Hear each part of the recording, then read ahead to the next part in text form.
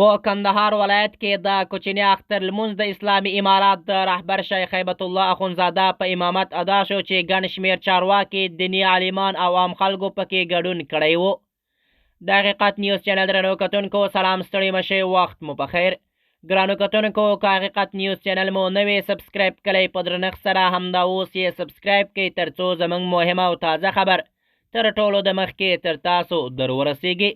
په کندهار کې د کوچني اختر لمونځ د اسلامي امارات د رهبر شیخ هیبت الله اخونزاده په امامت ادا شوی چې ګڼ شمېر چارواکو، دیني عالمانو او عام خلکو پکې ګډون کړی و.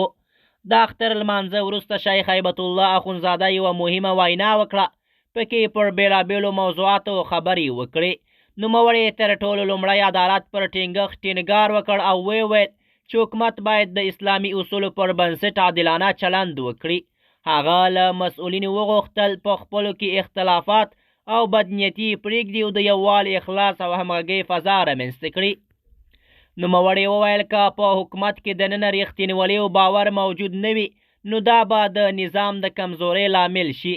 د ده په خبره هر مسؤل باید خپل مسؤلیت د امانت په توګه وګڼي او د خلکو خدمت ته ژمن پاتې شي.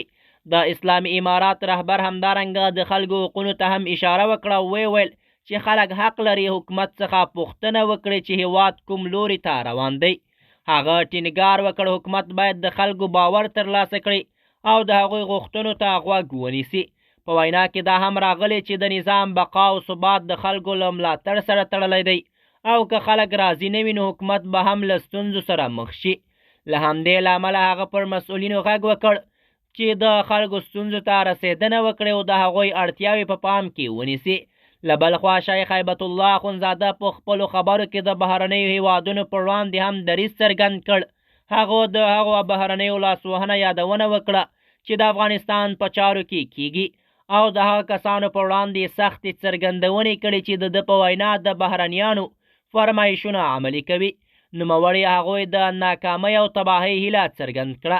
هغه ټینګار وکړ افغانستان باید خپلواک پاتې شي او د بهرنیو فشارونو پر وړاندې ودرېږي. د ده په خبره د اسلامي امارات ساتنه د ټولو ګډ مسؤلیت دی او باید د هر ډول ګواښ پر وړاندې یو موټی واوسو. د حقیقت نیوز چینل درنو کتونکو دا و زموږ د نن ورځې چمتو شوی خبر. تر بیا مو په الله سپارم.